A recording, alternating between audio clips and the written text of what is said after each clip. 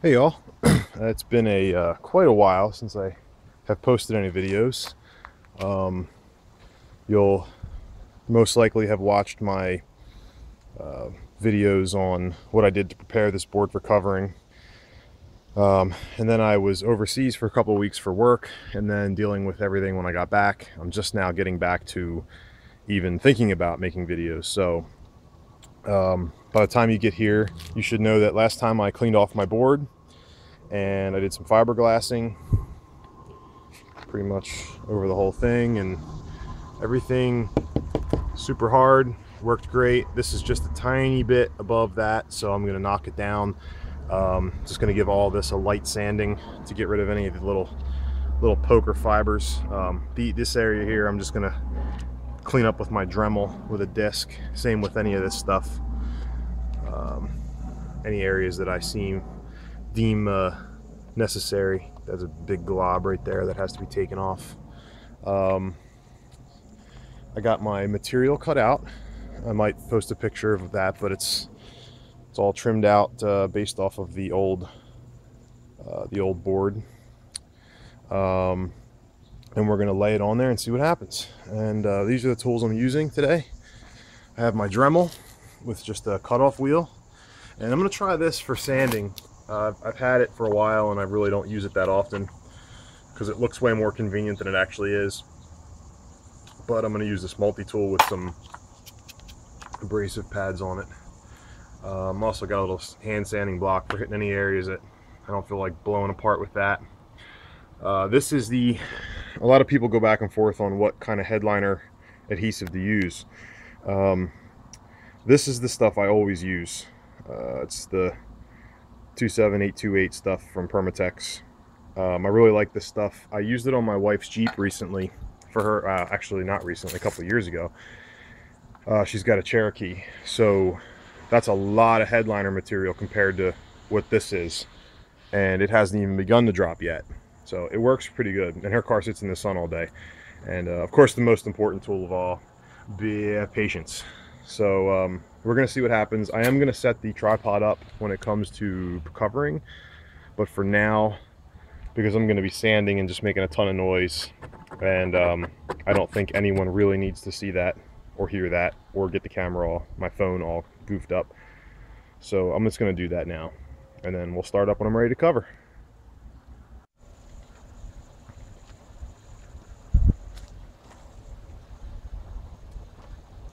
Okay, here goes. Of course, the wind picked up right as I decided to start doing this, so you might hear me cursing. I apologize in advance. I put some plastic over this part of the headliner to any overspray that comes out. It won't get on the good side of the fabric. And what I'm going to do is, I got it lined up pretty good. I'm not so impressed with my pre-cut piece here, but and actually I just remembered now I have to go get scissors.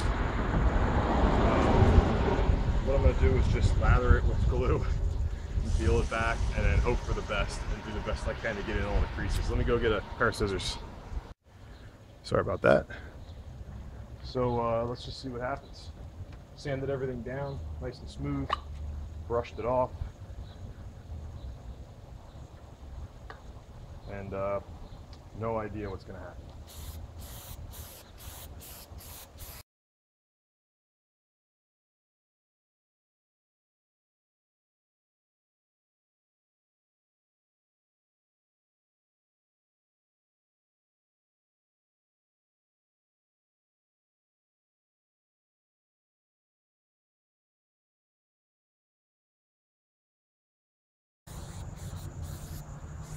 As always, never claim to be a professional, so if you can do it different, go for it. Alright, I'm going to clean this tip out so it doesn't freeze up on me, and then maybe try tacking it over.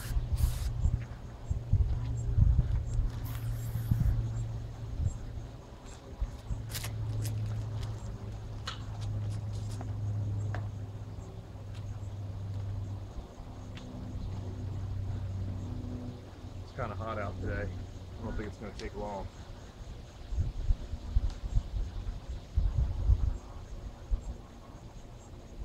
It's already pretty sticky. Just try a little bit. Oh yeah, plenty sticky.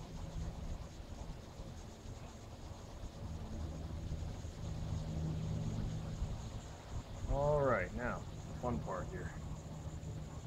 Trying to do this without sticking it too early.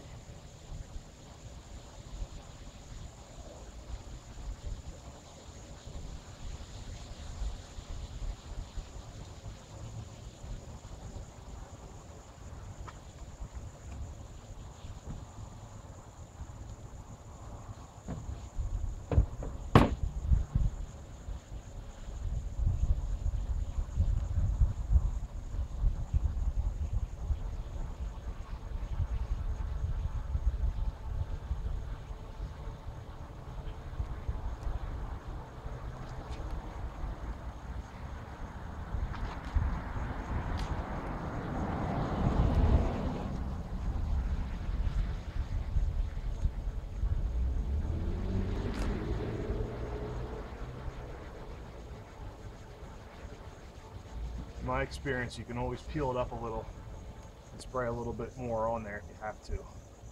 That's why I focus more on the middle, less on the edges. But eventually I do want to get it everywhere.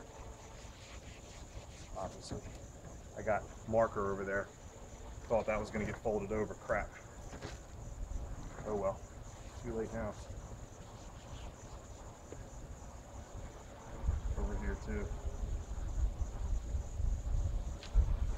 Okay, so what I'm going to have to do is I got this stuck pretty good down on these corners. What I'm going to do is now I'm going to work the other way, and I'm going to have to make relief cuts, and this is what kind of gives people trouble, is making the relief cuts in order to get this to curve under. I'm only going to make a couple, maybe 3 or 4 right here. There's a couple of relief cuts to be made along there, but I'm going to wait until I flip it over so I can really get a good idea of where it's got to go and then cut it. So let's glue the front part now. Where we stop. I mean, look at that. That's already stuck on there really good, so it's working. I also grabbed some masking tape in order to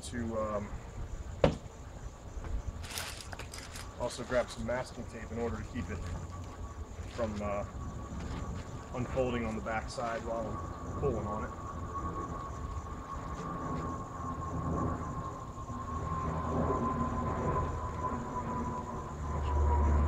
That should be good.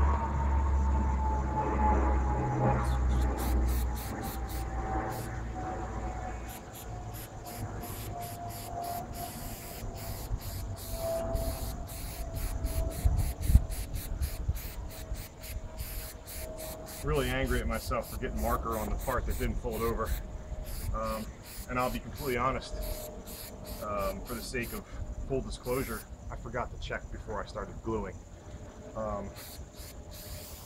Nonetheless, I probably wouldn't have cut another piece. Number one, I'm not that picky. Number two, I think I can use a razor and shave just a little of the gray off, and it'll bring most of that marker with it. Number four, I can always use a little bit of gray upholstery marker and hide it, so I'm not too concerned. Not that many people will see it. Might even get covered by some trim, I don't remember.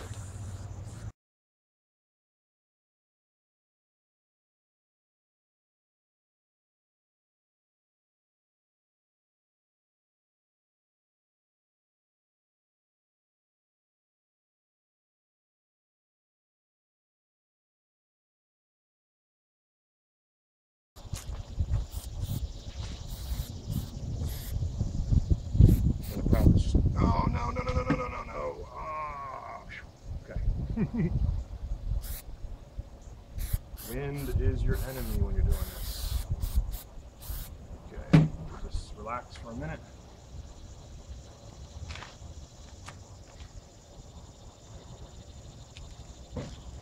I mean, all I did was press down on the sides here, just that one pass, and it's still stuck.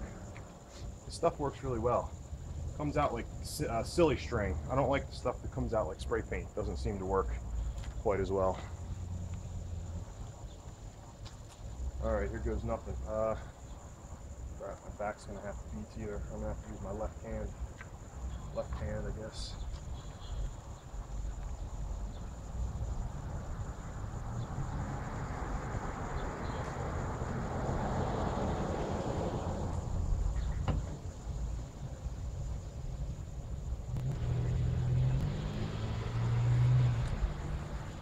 Let's go straight down to the table.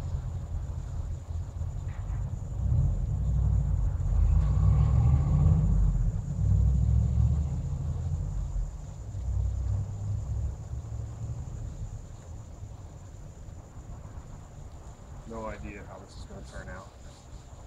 Some wrinkles there. That's all right. Big wrinkle there. That's not all right.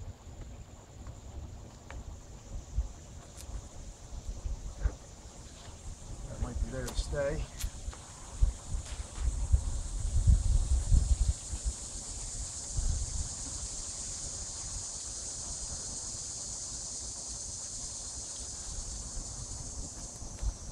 I will also mention I'm not using the best material. I got this, I think, from Joann's. It was on sale. So certain areas I'm noticing are not kind of coming apart. I'll tell you what, when this stuff holds, holy mackerel, look at that. Stuck to my finger. That wrinkle's in there to stay. Dang it.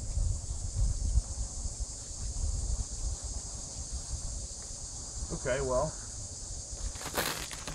that's that side. Have to smooth it out a little bit more. So now what I'm going to do is pull this off, pull all the plastic off the table, put this straight down, and then work the other side. That stuff's pretty accurate spraying. I should be able to do it without making a big mess.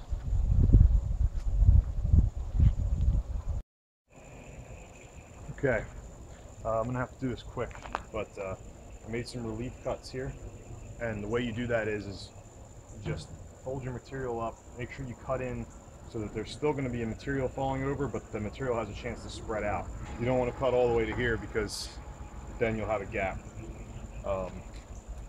So I'm going to go ahead and spray some of this with glue, get it to fold over, and then see what happens. I don't have high hopes. Some of this stuff is a little off kilter, but we'll see how it comes out.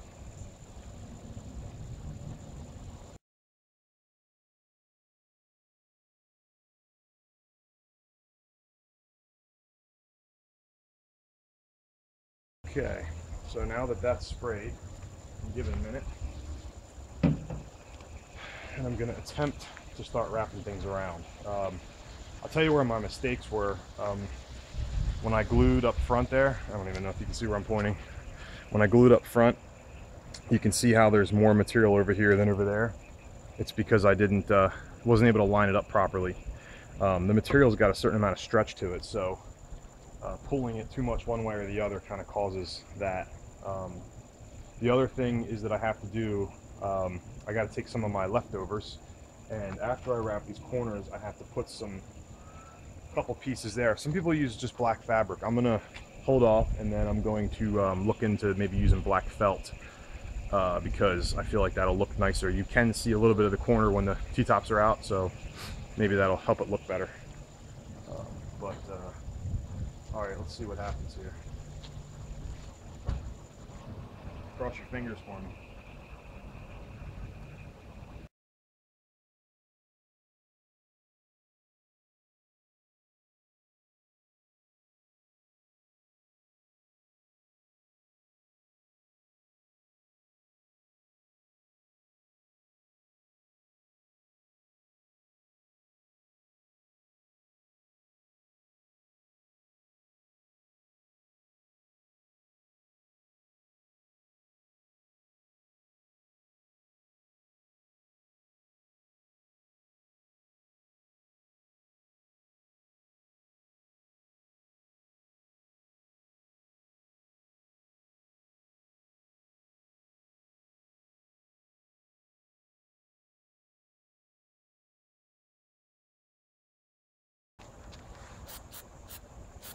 This can of this particular can of glue also has an adjustment on it.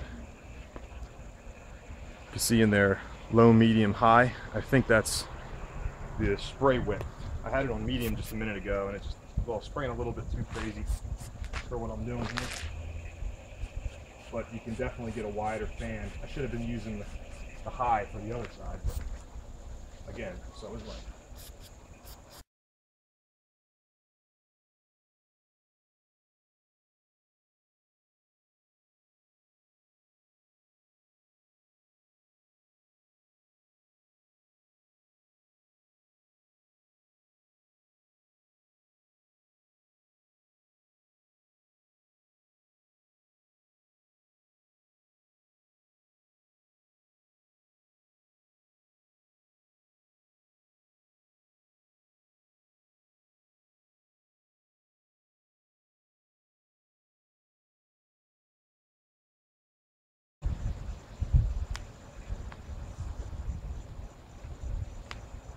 So this was kind of a pain to do and to film, and also very boring because you guys just watched me slowly glue something and you know, spray something forever.